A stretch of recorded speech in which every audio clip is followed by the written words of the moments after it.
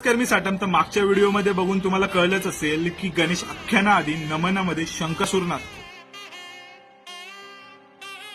पण असं कसं, असा जर तुमचा प्रश्न असेल तर त्याचं उत्तर मी आता तुम्हाला देणार आहे. बघा, आधीच सांगितल्याप्रमाणे तुम्हाला माहिती असेल की असुरांचा राजा कोण, तर शंकासूर.